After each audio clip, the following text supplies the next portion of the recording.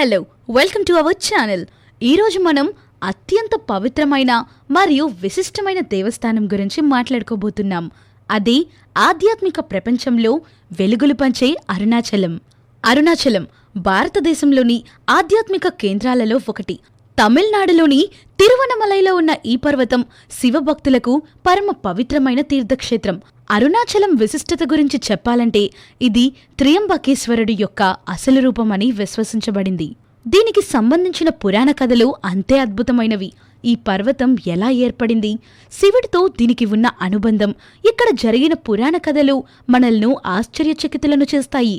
పురాణాల ప్రకారం బ్రహ్మ మరియు విష్ణువులు తాము గొప్పవారని నిరూపించుకోవటానికి ఒకరితో ఒకరు పోటీపడ్డారు. ఈ పోటీలో ఎవరు విజేత అవుతారో తెలుసుకోవటానికి శివుడు ఒక అగ్నిస్తంభంగా ప్రత్యక్షమయ్యాడు.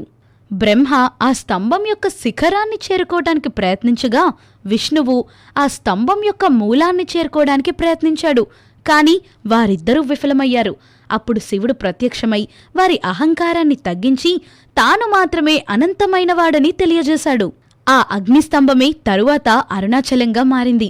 మరొక ప్రాముఖ్యమైన కథ రామాయణంలోని రాముడు మరియు సీతకి సంబంధించినది. రాముడు తనకు జరిగిన అన్యాయాలు శివునికి నివేదించటం కోసం అరుణాచల పర్వతంలో పూజలు నిర్వహించారు. ఈ సమయంలో శివుడు రాముడికి సాయం చేయటానికి ఆత్మలింగంగా ఆవిర్భవించాడని అరుణాచల పురాణంలో చెప్పబడింది. మరొక కథ ప్రకారం పార్వతీదేవి శివుని భార్యగా అవతరించినప్పుడు ఆమె అరుణాచల పర్వతం దగ్గర శివుడితో వివాహానికి ముందు ఆధ్యాత్మిక సాధన చేస్తూ శివుని మహిమను తెలుసుకుంది. ఈ స్థానంలో పార్వతీదేవి అర్ధనారీశ్వర రూపం కూడా ప్రకాశించబడింది. అరుణాచలం శివుణ్ణి ఆత్మలింగంగా భావిస్తారు. శివుడు లింగరూపంలో అరుణాచలంలో నిరంతరం ప్రకాశిస్తున్నాడని నమ్మకం. అందుకే ఈ పర్వతం శివభక్తులకు అత్యంత పవిత్రమైన స్థలంగా మారింది. అరుణాచలీశ్వర స్వామిని ఆరాధించటం ద్వారా భక్తులు మోక్షాన్ని పొందుతారని విశ్వాసం. ప్రసిద్ధ కవి అయిన అరుణగిరినాథర్ అరుణాచలేశ్వర స్వామిని భక్తి శ్రద్ధలతో ఆరాధించారు. ఆయన రచించిన తిరు అరుణాచలం అనే కీర్తనలు ప్రసిద్ధి చెందాయి. 20వ శతాబ్దంలో రమణ మహర్షి అరుణాచలంలో తపస్సు చేసి ఆధ్యాత్మిక జ్ఞానాన్ని ప్రపంచానికి అందించారు. ఆయన అరుణాచలంను తన గురువుగా భావించారు. అరుణాచలం చుట్టూ ప్రదక్షిణ చేయటం వల్ల మోక్షం లభిస్తుందని నమ్మకం. ఆ ప్రదక్షిణను గిరివలం అని కూడా అంటారు. అరుణాచలం ప్రపంచంలోని అత్యంత ప్రసిద్ధ ఆధ్యాత్మిక కేంద్రాలలో ఒకటి. అరుణాచలం వాతావరణం చాలా ప్రశాంతంగా ఉంటుంది. ఇక్కడ ధ్యానం చేయటం వల్ల మనసుకు శాంతి లభిస్తుంది. అరుణాచలం కేవలం ఒక పర్వతం మాత్రమే కాదు, అది భక్తుల హృదయాలలో నిలిచి ఉన్న ఒక దివ్యజ్యోతి. ఈ పవిత్ర స్థలాన్ని సందర్శించటం వల్ల మన జీవితంలో మార్పులు వస్తాయని నమ్మకం. అనేక మంది భక్తులు అరుణాచలం వచ్చి శివుని దర్శనం చేసుకున్న తరువాత తమ అనారోగ్యాల నుండి బయటపడ్డారని చెబుతారు. భక్తులు చేసిన ప్రార్థనలు తీరి వారి కోరికలు నెరవేరిన అనేక సంఘటనలు ఉన్నాయి. అరుణాచలం వద్ద అనేక అద్భుత దృశ్యాలు కనిపిస్తాయని భక్తులు చెబుతారు. ఉదాహరణకు అరుణోదయ సమయంలో పర్వతం ప్రకాశించటం, ఆకాశంలో వివిధ రకాల రంగులు కనిపించటం.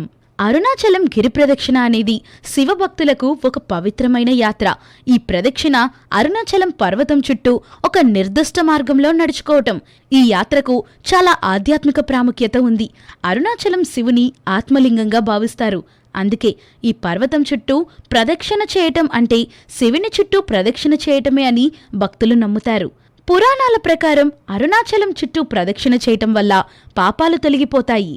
కొందరు భక్తులు అరుణాచలం గిరి ప్రదక్షిణ చేయటం వల్ల మోక్షం లభిస్తుందని నమ్ముతారు. ఇక్కడ ప్రదర్శనలు చేసేటప్పుడు కొన్ని పద్ధతులను పాటించాల్సి ఉంటుంది. ప్రదక్షిణను పాదచారులుగానే చేయాలి. వాహనాలను ఉపయోగించకూడదు.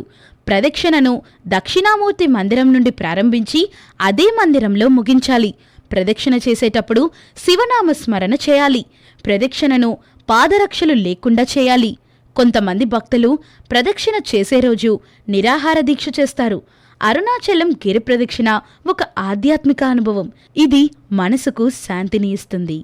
ఈ వీడియో మీకు నచ్చితే లైక్ చేయండి, మీకు నచ్చిన వారికి షేర్ చేయండి, అలాగే మన ఛానల్ని సబ్స్క్రైబ్ చేయండి.